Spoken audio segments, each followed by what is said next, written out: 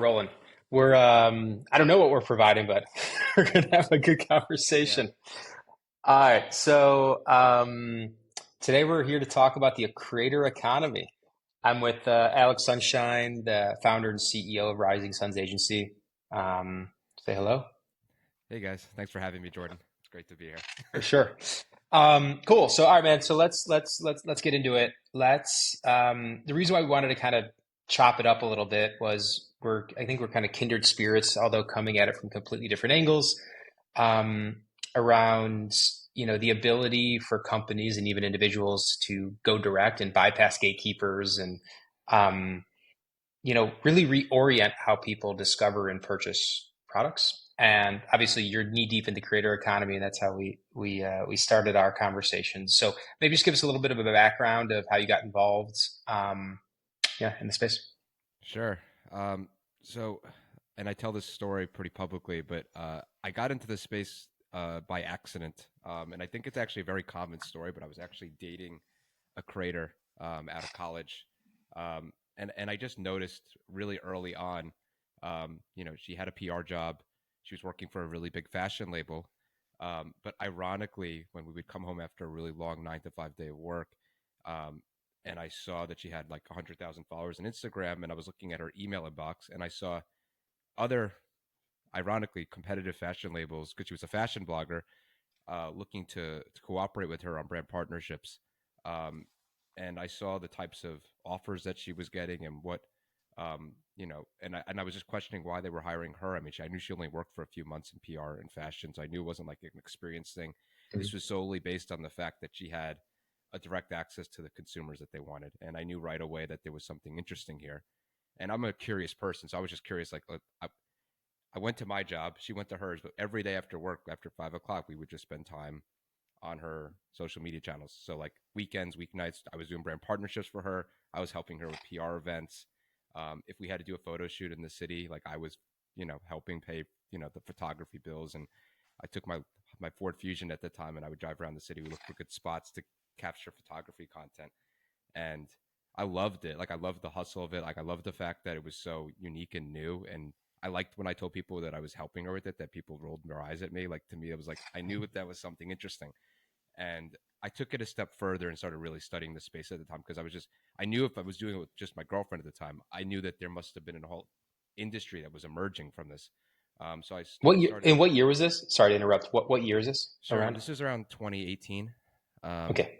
she's had this channel for years. It was really more like probably a year into the relationship where I started taking real notice of it. Um, but the long story short, I started studying all the other creators, and this is not directly relevant to, I would say, the future. This is probably speaking more to the origins. But if you look at the origins of this industry right now, you got Logan Paul, Mr. Beast, uh, Amanda Cerny. Um, these were Jake Paul. These were creators that, again, were very early in Vine, were very early to the Instagram influencer game. They were getting backed by, bigger brands were helping them actually grow, like Virgin Airlines, like for distribution on social media. And um, what I found the most interesting from all of this too was the portrayal of like how they were just these like punk kids that were just they walked into luck, right? They were just luck. They were the first one. But what if you actually study it, what you actually find is like, um, for starters, Logan Paul was anything. Again, I know he presents himself as a punk kid, but he's a really smart, intellectual marketer, at least from a marketing standpoint. Um, and he was, he wasn't. I mean, I'm sure he was going to class, but he was spending his weekends taking a bus from Ohio to California to shoot content for Vine. Like the kid was a hustler. He was putting out a ton of content. Um, he was an insanely good marketer. He was the first one that really maximized the cross collaborations with other, and he found a network of creators to grow with. People just think Logan Paul did it on his own, but he had big creators from every different country, every different city that he was working with to cross distribute content. If you actually watch him, there's a really good interview of him on 60 Minutes. It's only 60 seconds, but what I think was so important about the interview to me was like if you look at his social media content at the time or even now, but then you see him in the room in 60 Minutes, how quickly he turns on like a serious business person. Like I found it so interesting that there was like kind of two sides to that, and that's what kind of sparked my interest. Like, okay, I know these creators are making content, and I know they're going to need help behind the scenes. How can I get involved with them? How can I help? How can I provide value? And I spent many years just like studying the space because I was curious about it because what I liked what creators were doing on social media. I liked the fact that they were so young. I thought it was like really interesting that, and it's not against hard work. Like I know you should put your time into doing 10 or 15 years in an industry and then learning and growing up, going up. But I just thought that the career path was so much different in this space than traditional media. So I was just drawn to it right away, and I started my own agency in 2019, and I haven't looked back since. That's great. And so it started for you as just obviously this need that you saw with Yeah, your girlfriend at the time. And so that's 5, 6 years ago. So talk to me a little bit about how the space is kind of evolved, um, and so why the space has evolved, and then why you decided to say, hey, I want to actually build an agency beyond just being kind of a solo practitioner. sure. So I think the beginning was super exciting for not just me and everything I was studying, but for creators too. And I think, um, you know, when I got into it, I was just thinking like, wow, I was working with one person, then I could work with, 5 people. Um, but the thing is, like, if you think about it, it's very hard as one person to make an impact on a whole industry just by being one person. And I knew I couldn't personally serve everyone. Um, and I just felt like the landscape of the industry was, if you look at it, like some of the biggest agencies right now are still in traditional style media. So they work with actors, they work with athletes, they work with musicians, and ironically they got into the creator world, but they're being treated as a secondary option to the traditional, right? I mean, if you think about it, an athlete could get $100 million contract, or musician, Sure. there's different types of money than just the brand endorsement deals and social. But nonetheless, there are creators that their main revenue stream is their social media presence, and I don't think there's a lot of companies that put them first. And if there are, they're extremely boutique and small, like myself.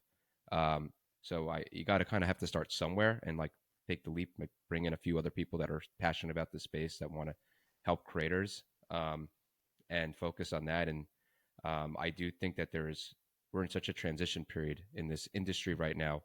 Um, not just for the creator economy, but I'm talking about the entire entertainment industry and the entire way of talent agencies, how they look at like what's valuable.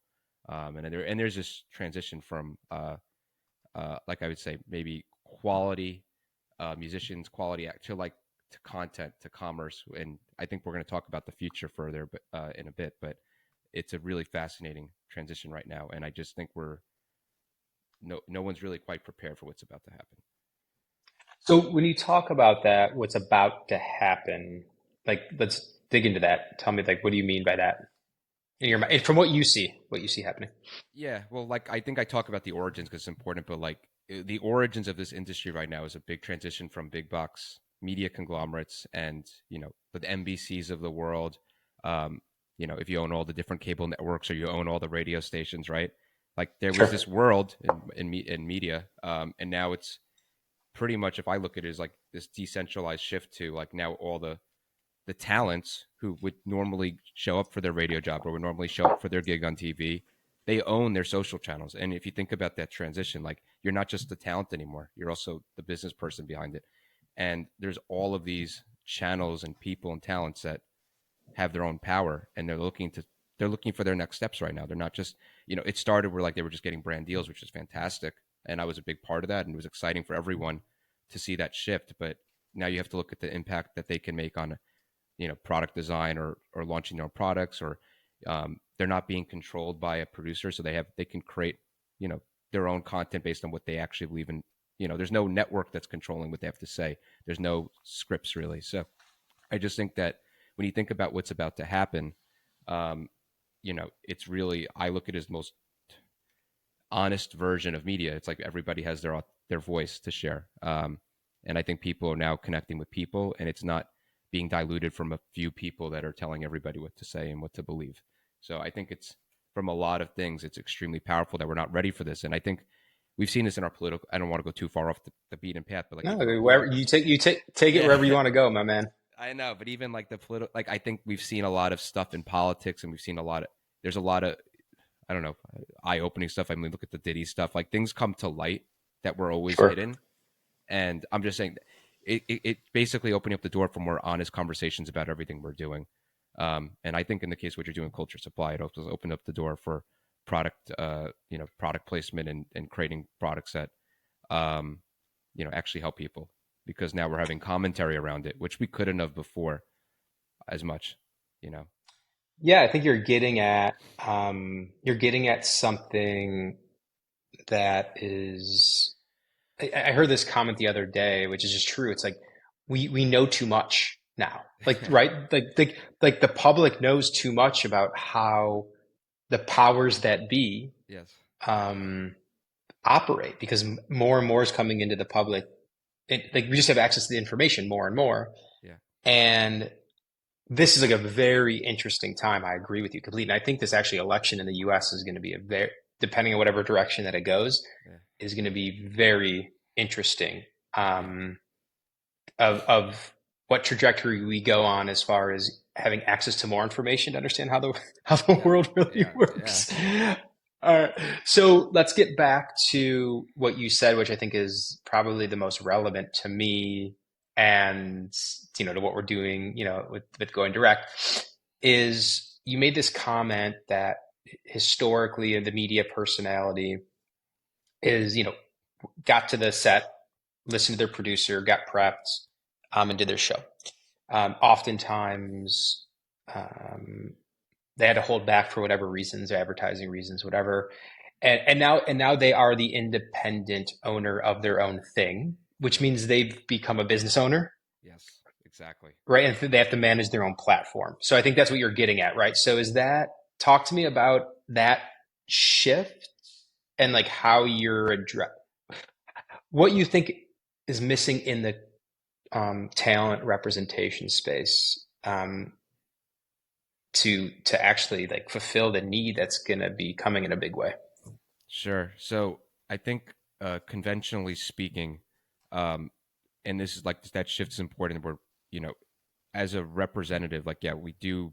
You could help them with their brand endorsement. That's great. And I've done that. My company has done that. But what talents really need right now is the education to take that next step. And if you look at the space right now, I feel like I've studied for a long time. I think there's a lot of talents that there's a lot of talents that have taken their own leaps and launching their own products and, making really big jumps in their careers. But, um, still, at the end of the day, they control their own destiny with this. And if they're not given the proper education, or they lack certain resources, or they're not, I think it's my job as an agent to at least give them all of their options and what they can do, and not just, build, I guess, somebody else's dream. And I think we talk about this a lot, Jordan. But like, if you think about the industry right now, brands are picking their roster of creators, and it's actually backwards, because if you think about, if creators are thinking about what product could I bring to the market, what means something to me, what would mean something to my community, what difference can I make,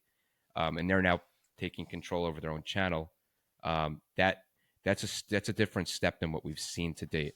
And I think, and this is where the really big transition is here. Is I think if you think about it, more creators have to become brand founders, but vice versa as well. And I know a lot of people doing this right now, but even brand founders, so they have, it's like the chicken or the egg. But like, if you come up with a really good idea, you you have to think about becoming a creator too, especially with everything.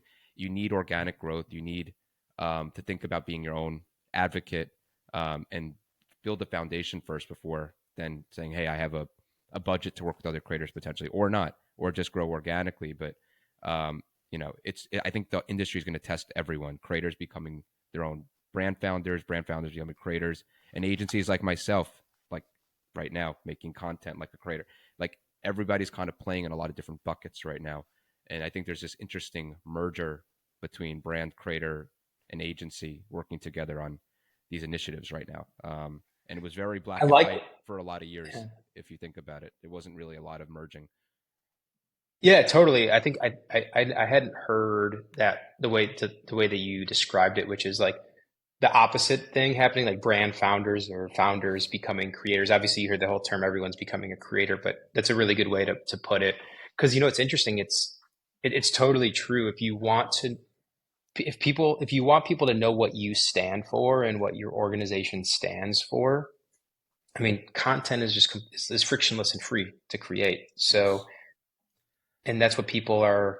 not only does that's what consumers require because they have so much choice. They're living in a world of abundance, especially in rich Western countries. It's a good point. All right, so then you hear a lot of uh, I guess I would say a lot of negative commentary about talent agencies and why do we need them anymore because of this change, or I don't know how do you view the role of a talent agency going forward as we continue to get into this world of independent media? Yeah, without and listen, I think there's no reason to call out any companies. It's not. This is just about a hypothetical, not hypothetical. They're actually scenarios, but I'm just giving you scenarios that I've seen. I think what we've done is we kind of lived in a world where instead of agencies trying to foster uh, partnerships happening or fostering what the talent is actually looking for, a lot of the times they find themselves in a position where they're kind of having these self-serving interests to help their own bottom lines, and they're and I see this a lot. And again, I have some really good tech partners who were former agency owners, which I actually like. But even in like the tech space, which they're more or less an agency, they started with tech, but they still, whether they licensed it out to agencies or whether they built something in house, they're still an agency, but they're in the creator economy. But they just kind of have this business model where, like, if I look at it, and it's like all these creators are sheep in our thing, and this is going to help us get, and it's really little. It can be value to brand, but it's still little value to brand because they're not actually giving any hands-on oversight into their campaigns. They're not really caring about what the creator's best interest is. And the point of the fact of the matter is, like, agencies not only have to evolve to really think about the best interest of the brands and the creators, but then they also have to take a step further into providing, like I said, that education, those options for them. And I think one of the most guilty things an agency can say about themselves right now is omission. It's not if you did anything wrong or not, but did you omit opportunities for them that could have otherwise been there? So it's like, you have to kind of go that extra step right now in making sure talents know it. It's one thing if there's something they don't want to do. You've done your job as an agent, right? You presented an opportunity to them. They said, I don't want to do it. Fine. But if creators are like, wait a second, I could have started my own product line, or what, you had this brand connection, you didn't, or brand offer, you didn't present the brand offer to me, or that's where you get in trouble as an agency, in my opinion. If you start negotiating deals that creators aren't even aware that you're negotiating, you're in a very sticky, muddy water, in my opinion. And I think that's where we have to really evolve. Is your fundamental job is to really be an expert on the industry you're in. Um, being transparent about everything going on, um, and really helping the creators make their next jump into, being ahead of the next curve. And we'll talk about it more, but there's a lot of big curves coming up, which we want to prepare our creators for, and making sure they build real wealth, not just a business, quarter by quarter. Yeah, yeah, it's an interesting one. It's interesting. I think a lot about just partly with my background, having like experience in the real estate world. So when you work with a real estate agent, they're actually, and like you hire an agent to represent you if you're selling a property, they actually are legally obliged to present you every offer that they receive. Is that not the same in the creator space when you sign up a talent? So listen, and again, I'm not really big on regulation or government or anything like that. But what I will say is the only sort of regulations I've seen in the 6 years that I've done this was FTC saying you have to slap an ad sticker on a post. And the point that I'm making here is, like, there's very little regulation, Okay. which is usually a good thing. But in this case, like, I think that there's little oversight from anyone. There's not a lot of like ethical courses on being an agent right now because it's still so new. Like I said, like, traditional big box companies are not large participants. They're in the space. They work with some really big creators at big agencies, but they're not like in the actual like 99% of the creator space. And I think that you know with everything coming and the market growing larger and larger each year, there has to be some more business ethics for different agencies, and just some more generic guidelines of how to operate a business. And there's nothing about being transparent about an offer. There's no, if you're an agent doing that, you're not breaking any rules to my knowledge. There's no checks and balances to what we're doing right now. And Interesting. it's interesting, but it's like it's time. Like, we need to, like, as an industry, kind of everything I've seen is like generic stuff on LinkedIn, and there's a lot of repetitive posts. But I think as an industry, like we need to be taken more seriously right now because it's right now. Um, I believe it's a $24 billion marketplace right now, and in Goldman Sachs, and this is public studies, but Goldman Sachs said this could be a $500 billion industry by 2027. So like we really have to step our crap up as an industry right now. Um, Yeah, it's funny some of the exposure that I've gotten to it. Some of it think through you as well. It's this whole world. It's like especially these brand deals. Where just so the audience understands brand deals when a brand pays a creator to do yeah, some sort of content or marketing. Um, it's like a dumpster fire. There's like agencies of agencies and everything. There's like four different people in the middle. There's all these middlemen running around, and it just seems like so counterproductive. I don't know. yeah. I mean, like I said, and this is for any new market, but like, and this is why I'm excited about what I do. But like, everybody in this space is a new. I mean, by definition, the industry is so young. There's no way to not be a new player, right? I see the writing on the wall for bigger companies who like want to be larger participants than they've been to like they can do a lot of damage pretty quickly with some record brand names or big offices on Beverly Hills Boulevard, but they're just not. And there's a lot of small shops trying to cooperate with each other to get these deals done. And it still lacks a transparency of which agent represents which creator. So you see a lot of middlemen in these deals because you truly do not know, and there's no way to correctly fact check. The only thing that you could truly go off of is the trust of having, because it's still a small space. Like a lot of us agencies know each other, so like you kind of have these working relationships with them to get things done. But Sure. but for the most part, there's really not like a three or five good companies that you can be reliant on the representation side. There's a lot of big Right. tech companies. There's a lot of big agencies like Influential just got bought for $500 million by the Publicis Group. Like that's all there, but on the representation side, there's no real like uh, established companies. That's not CAA or WME that are in this space right now. And I think that there's a large opening for that type of company right now. Cool. So I think it's a good kind of segue into, what we talk, which is largely who the client base that you serve, which is the long tail creator. So most people don't know this, but I might get the numbers wrong a little bit. So correct me if I misstate it, but it's something like 95% of only 5% of creators make like $100,000 a year or more. Is that something around there? And when I look at kind of where the world's going, um, there's just more and more content. Mm-hmm. Everyone's becoming a creator, as we discussed. So what happens, right, is so the audience has become more and more fractured. The long tail gets longer, Yep. um, and all this is just going to find its way into all these little niche communities, and it's going to be super decentralized, which I love. Yeah.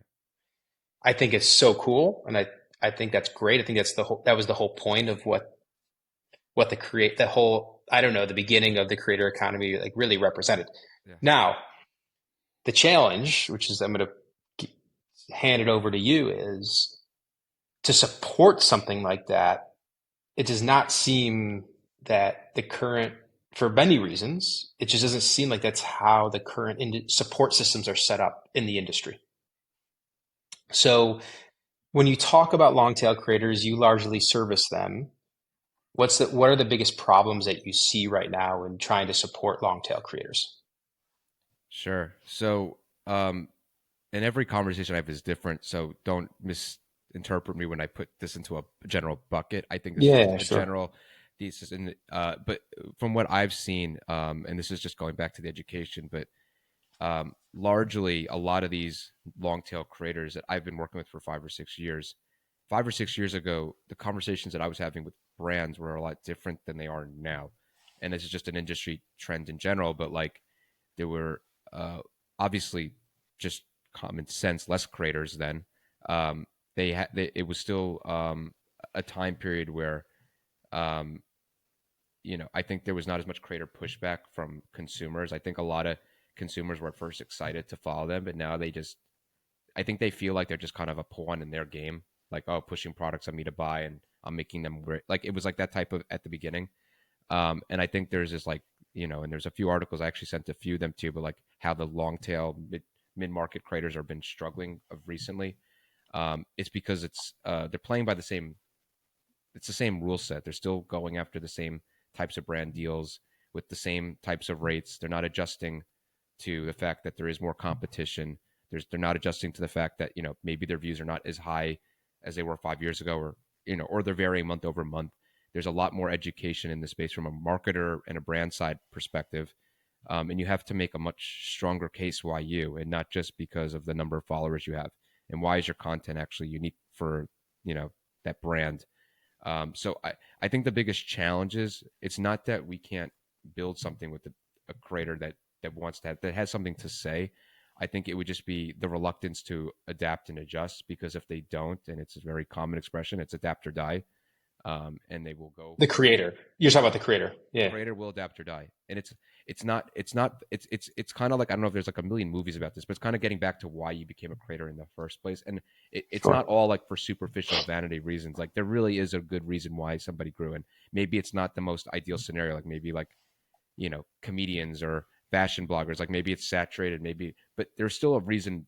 There's a rhyme and reason. And I think that these are still, again, fashion's still a very big industry. If you want to be a fashion creator, like, be forward thinking about it, and and do something that you think will make an impact on the community like that, and that will honestly create more opportunities. And I think it's just that education of how to differentiate yourself from other creators. What trends are you going to be on top of, like, that are going to make you get a brand campaign? Are you going to do something where you have a product idea that you want to push into the market that you think is different? And kind of getting back to that, and less about like, let's just think about how much we can charge a brand, um, Sure. because it's just not working for them right now. And it doesn't mean I don't think it's dead. I just think they have to adapt. I think that there's still plenty of opportunity. I think I read a report recently that the algorithm is actually supporting new accounts versus existing accounts. So like the opportunity is there, and I've had these strategy calls with them too. Like you can literally start a different channel, start a brand new Hmm. channel. You can still be you, but create, like, you can create like a podcast. You can do a different channel, and if you have something to say, like, the algorithm will support it if it resonates with the community. But I'm not Sure. gonna buy into the fact that, like, you should keep doing exactly what you're doing and expecting a different result, because it's just not. It hasn't been the case.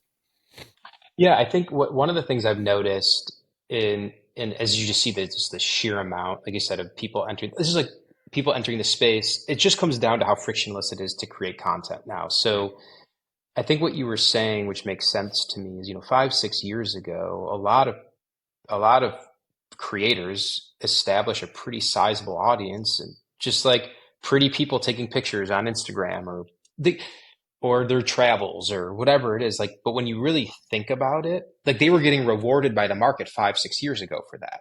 Yes. But like, but now, like you said, which I actually get really excited about, is now as the market start, it's just a function of a maturing market, right? The market's maturing, which means the quality will rise at the top and the rest will fall away.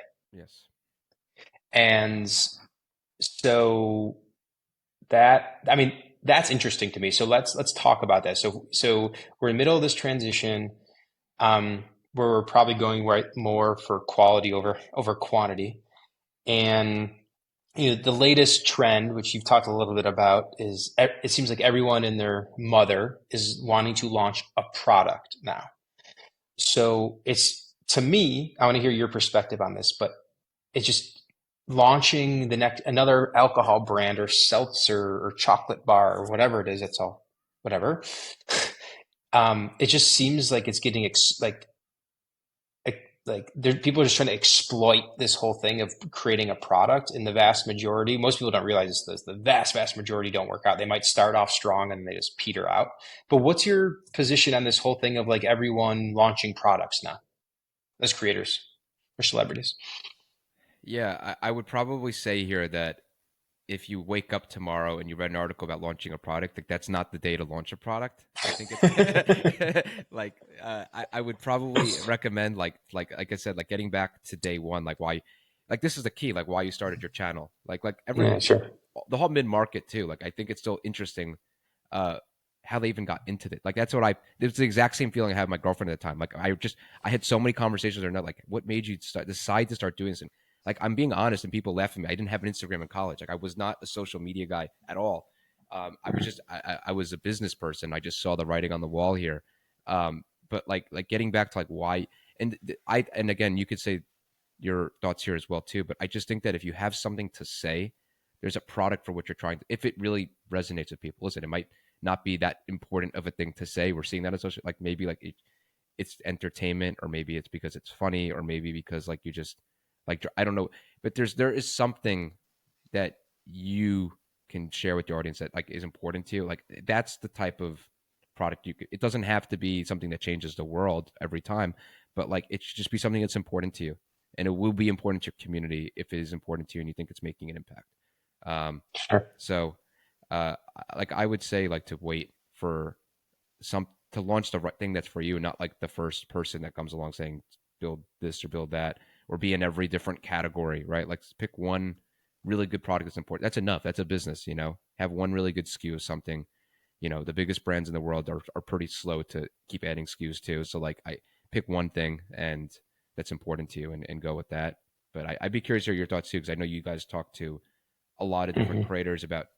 I'm sure they don't know what to pick or to choose or where to start or begin, and you know, Yeah. do they have to hire Yeah. somebody for Well, customer support? Like you know, and that's like there's a lot of that. no, it's a good point. I'll give you my thoughts in a second, but I want to press on one thing that because I want to make sure we get to like the heart of this because as someone in the agency world, why do you think we've hit this? Um, it just seems like a saturation point. Like everyone's wanting to launch a product because everyone's talking about how we're moving from content to commerce and all that stuff. Sure. So is it just because there's been a couple runaway successes from some of the largest creators or a couple really big celebrity brand exits? I mean, what's your thought on that? Yeah, listen, I'm in the agency world. Like I said, like we have like a LinkedIn community. Like we're swapping posts every single morning, like studying, like learning about what's going on, and like that is the truth. Like, and I said this before, I'll say it again. But like the Logan Paul and like we do with Prime, or you see the best case studies of it right now, and it's like, and you see not like hundreds of billions, but you see billions attached to this some of these companies, and it's like, can I do something like that? And it's not to say you can't, but like the reality is like Sure. it's a huge marketplace, and we're talking about the same two product launches or two products in this whole marketplace. And like I think what's much more fascinating is, and I just listened to one of your podcasts about the guy who made, I think he made like $80 million because he noticed a niche. Um, Oh, the Doug DeMuro in the yeah, automotive, yeah, the automotive space, automotive YouTuber. yeah, it's not me saying like settle. That's not my point. But my point is like what it did touch on was like he found a really unique opportunity in a niche, and like double and like, it doesn't have to be a multi-billion. Like how many product launches that something that means something that made a difference, like be in that 50 to $100 million benchmark. Like that's a really good. Like don't just do it because like Prime or Feast, but like but find like a kind of like a nice tier of just something that's important Sure. to you. It doesn't have to be 50 to 100 million, but like just like do something that Sure. is important that can make some impact. If it impacted one consumer, you know, like you did something right. You know, start there. I feel like so. Um, Yeah, I mean, you're hitting on like a much deeper yeah, conversation, which is values, right? And what does our culture value? sure. And I mean, this is my whole intrigue with the space, and I think how I landed here, where it was like, you know, we're seeing this like very slow decay of our institutions, Yes. and I think what I see is and trust in those institutions and how people get their information, right? Whether that's media, whether that's the government, post COVID with public health advice, right? These are like Mm.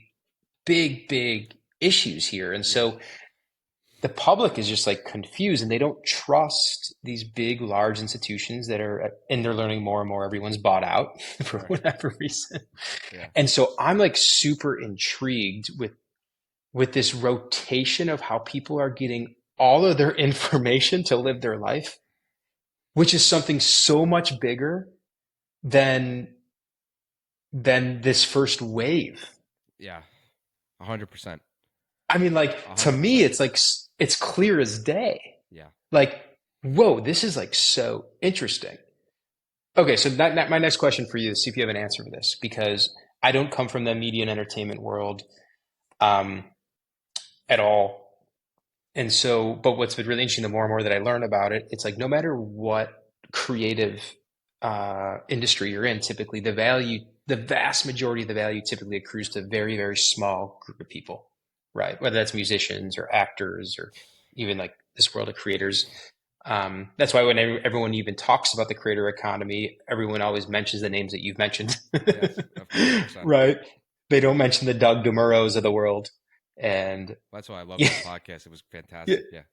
Yeah. yeah, Um, so my question to you is, okay, if we have this massive, like massive amount of people creating now, and they all have their little niche communities, how do we create an I don't know, support system or infrastructure where you get a much larger number of people getting a piece of that pie versus not letting it accrue to those the 90, 5% or 1% gets a 99% of the pie in your mind, if we can.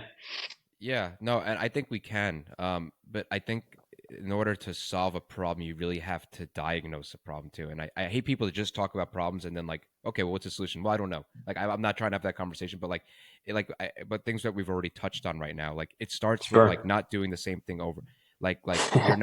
You're not just a like that's the point. Like, and I think a lot of the reason why my business exists, it should be in the fact that there's just not the bandwidth, the time, you need somebody on the ground getting the knowledge, making the relationships for you to build, right? Like that's really what an agency should exist for, right? To help Hmm. empower creators.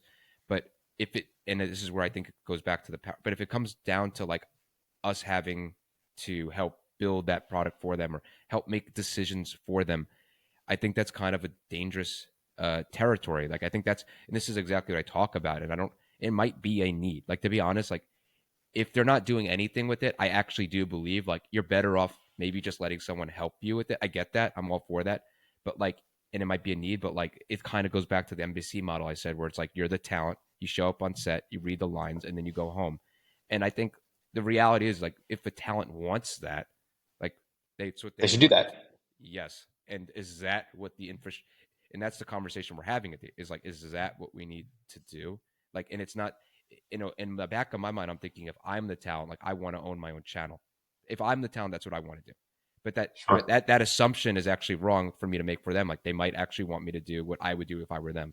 And like I think that's kind of the conversation we're having is it's like we want it decentralized, but like if they want help, like they're fine. Like they're fine like having that extra hand. And I think it just means like you're either going to take the step from a content creator to owning your own business to being a true entrepreneur, which they already are as a media person. They're already an entrepreneur, Yeah, sure.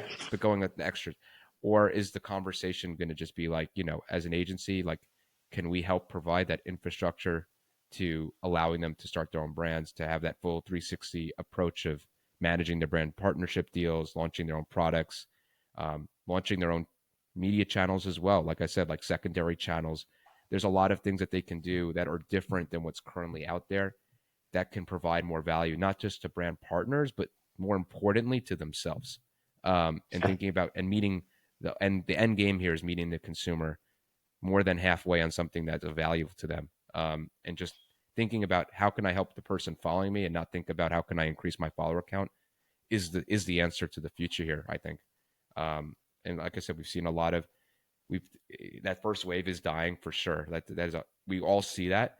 The question is who's going to come out of that and say I'm not going to die with it. I'm going to adjust, or who's going to be like, you know what, maybe this just isn't for me anymore. Like I'll go back to my 9 to 5. Like these conversations are happening. That's very real. It's very important. But at the very least, like I would before saying calling it quits, I would explore all my options and try to adjust because I think the market is there. Like I said, anybody can start a channel tomorrow with the new algorithm on Instagram, and I could have a whole podcast episode with you about Orion right now because I think that's super important to the future of this space, like beyond important. Um, but like I said, the algorithm is so What's Orion? Explain what Orion is. so. It's crazy because I've also put a lot of my business resources into Instagram. Like most of the opportunities I've always found have been creators on Instagram, and I just believe Hmm. in what Zuckerberg has always done as a business person. But Orion is glasses.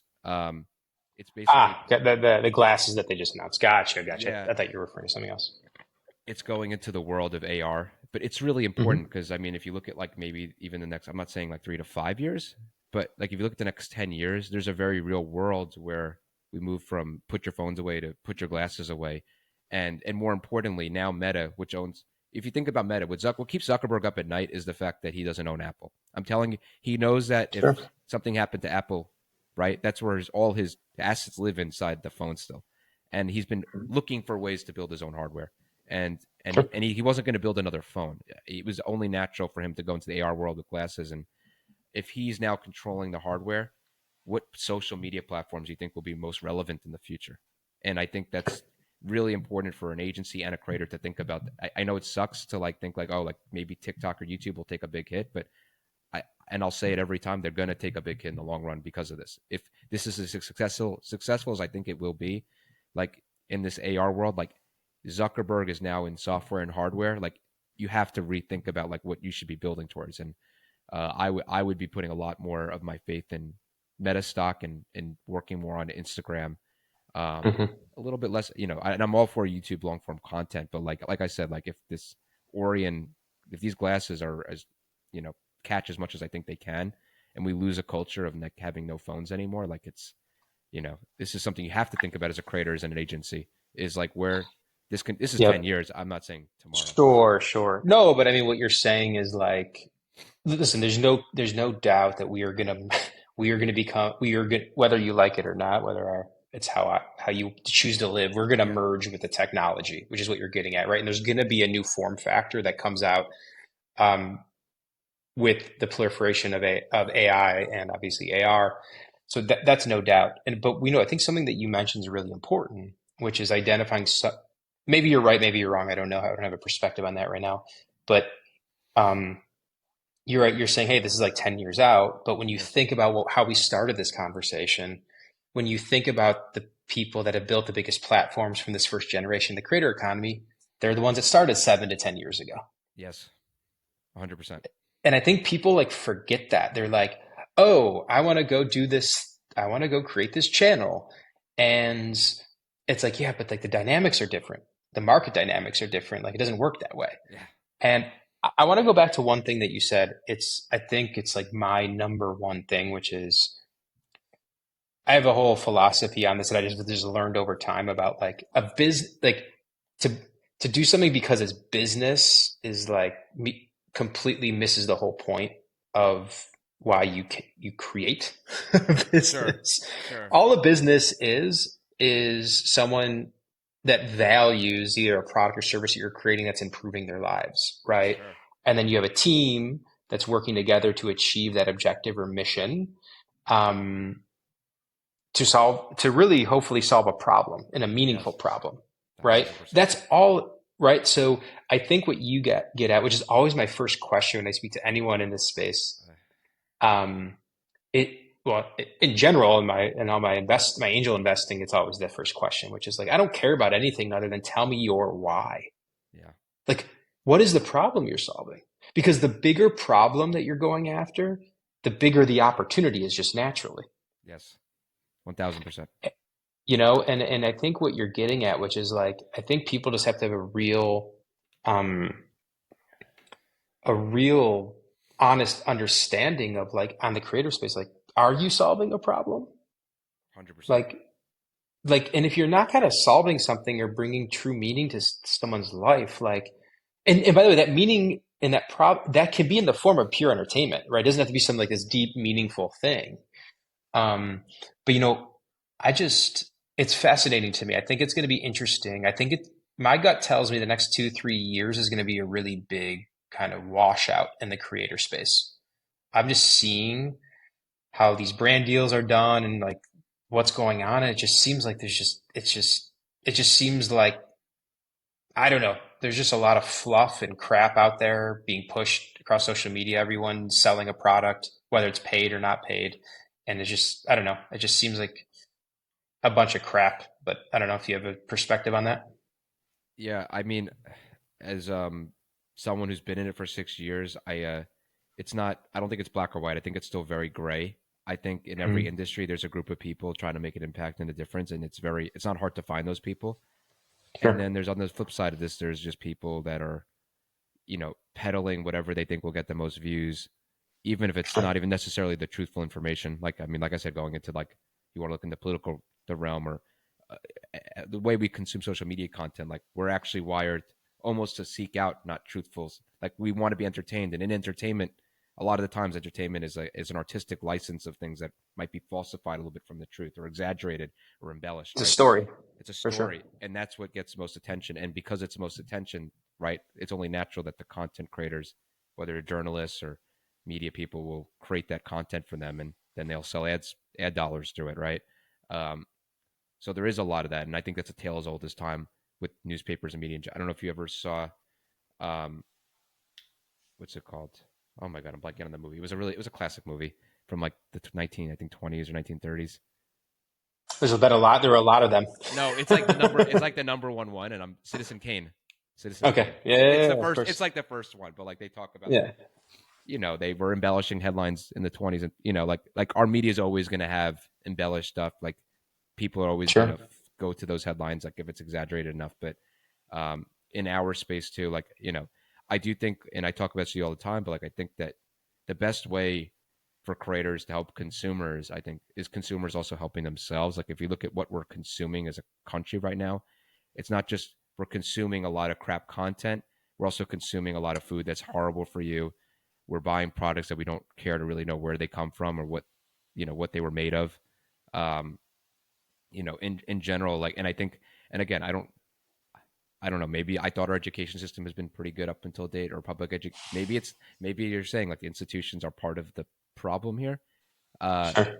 but I just think people collectively, and whether social media is the answer or not, it remains to be seen. But I think if we take a step forward as a country and as a populate and a consumer base, I think if they want to help themselves, I think the creators will 100% meet them halfway with the right products too.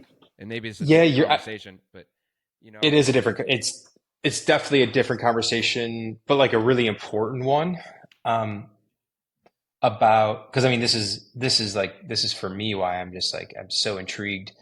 Yeah, I heard a recent podcast with Yuval Harari. He's doing a whole book tour now with his new book, Apex or Apex. I don't remember the name, but and he talks a lot about this, which yeah, is most information that we get as humans, and we're not wired to get the amount of information we're getting on a daily basis, is crap. yeah, So he goes, just like people are putting a bunch of highly processed crap food in their body, and it makes your body like not work well. yeah, It people because that he says it's the same thing with information. So he talks about the importance of information diets because he's like, you actually need time to like digest the information. 100%. So, and then determine what you think about it or right or wrong. And I don't know, there's something really, really truthful to that. And I think to your point, I think people at the end of the day just want truth and they just don't want to be lied to. And Yes, there's no better medium than than the creator economy for that. Now, I think one of the things is I think we could agree a lot of people abuse that, yes, but I think like I honestly truly believe that it's going to be nearly every industry, every topic that touches a consumer is going to be affected by this shift. Um, and I don't know. I just think it's going to be profound. And I think if the certain support systems are built, I just think there's some really unique stuff that can happen. You know, 1000%. Yeah. what's so for you? What's the in your mind the next frontier of the creator economy? Like, what's next that no one's talking about, or maybe you have a contrarian viewpoint on. Sure. Um, I think it's the creator economy. This is still keep in mind throughout everything we've discussed. Like we talk, it's always natural to talk about the problems, but like the reality is like this is the future. And what I and like this is a growing marketplace. There's going to be What's the future? I don't think traditional advertising will exist in 3 to 5 years as a standalone option. So what I mean by that, uh, I'm a diehard. I could use an example for me. I'm a diehard Mets fan. I don't know if you've been following the Mets at all, but have you seen the stuff with Grimace? No, Is no. a McDonald's. It's not even about McDonald's. I mean, it is, but it isn't. But like the Grimace, the mascot, um, Okay. he pitched the first pitch of the game. The team was on a losing streak. He pitched the first pitch. They started winning. Now they're going in the division series. But Okay. if you think about it, like it was a traditionally they put a mascot to throw out the first pitch. That's traditional. It wasn't on social, but it's been amplified so much by a social media movement that like it's just become this big thing, and everybody wears the costume to the games, and it's all over the memes. Culturally, like it was a traditional thing that was amplified by social media. So like in that sense, like traditional advertising wasn't a standalone, right? Like it will only exist at the rate it will be amplified by social media. So the future of the creator Mm, economy is like basically all these ad dollars. If you think, and I've said it before, and I'll say it yeah, again, like sure. radio, TV, billboards. Will those ad dollars exist to some degree? Yes. But if there's no purpose behind amplification on social media or trying to have some, they will not be spent. I've driven into the city countless times where there's still Mm, empty billboards going. And by the way, I actually think there is value to those billboards of all these cars for going into the city, but they are empty. That was never the case when I was growing up, you know. Like, and I just think that brands have already been kind of focused. At least modern day brands are focused on ad budgets on social, and that will I see continue. you're saying. So Yeah, as this, I understand what you're saying. It's like it's almost like it has to be complete, like designed from the ground up, where it's integrated, both the online, the there has amplification. there has to be an Interesting. intent to bring this creator economy into that ad, because if there's not, it's like it's the ad dollars are not going to be as well spent as something on just digital right now. Um, Yep. and I think Makes there's a lot sense. you can do. I mean, you could think of every industry, movie premieres. Honestly, if you're in food and bev, like getting creators to go to the grocery store, like even though that's social media content, like there's things you can still do Sure. traditionally where you're not just sitting at home on a phone, you know, like you want to bring the physical real world and culturally into it, but like it should be amplified by social in some sense. Like that's the long-term perpetuity value of an asset, I think. Where if you think about a billboard, after 30 days you take it down, it's dead. An asset on social can live forever, right? So I mean that's just conceptually, right? If you Sure. think about it. um, so I But think like, give me something like more out there, sure. right? Like more like, I don't know, like, I don't know. Well, If I'm a prospective talent or brand or someone in this space, and we're like, okay, here's the founder of RSA. He knows that something, a new type of talent representation model needs to be built for this new wave. Like, why am I coming to work with RSA? yeah. Because the vision, he sees the vision of where this is going. Oh yeah, yeah. Oh, I didn't want to be like too redundant on it, but like I mean the future right now, is creators have to take more ownership in what they're, you know, they're selling to their consumers and their followers. Mm-hmm. And I think the conversations are going to start being from who is approaching us for opportunity, like what brands think we're a fit for their initiative, and it should be more along the lines of what can we build together. And I think that's more of an, like I said, they're traditional entrepreneur media, but like becoming an actual entrepreneur, like business owner, and vice versa. And I think we're going to see brand founders coming to the agency to become creators, which I think is another thing. Like there's an Interesting. example. There's a Yeah. friend I have. I could give you an example. I think you need a real world example for me to explain this future because it is massive. Like it doesn't. It's not a very. It's not like a rocket science explanation fundamentally, but like it does change the way we engage in business. But like he's starting this business where he's connecting coaches to schools. It's a really cool initiative, and like a lot of the first foundation of it is like it's a coach, but then it will eventually go into regular teachers like, you know, chemistry or math teachers, but it's starting with coach. And rather than just launching the business and then coming to me like, hey Alex, like, can you help me find creators, which is what I've got in my first 5 years. What he's actually doing is he's actually filming content of himself as a coach, and he owns the business, so now he is the creator. And I think he's, to me that was such an interesting concept because he's taking the first step himself. He can now Yep. sit here and say, I started a business. He's been working on it for years. He built out the tech. Now he's being the creator for his own business. That's in the reverse order of what we've seen today, right? Because all the brands have already Mm-hmm. existed. But if you're starting a brand in 2024, think about becoming the creator yourself first. And it's basically all in house. There's no cost, right? You obviously care about the mission of the company. You know it better than anyone.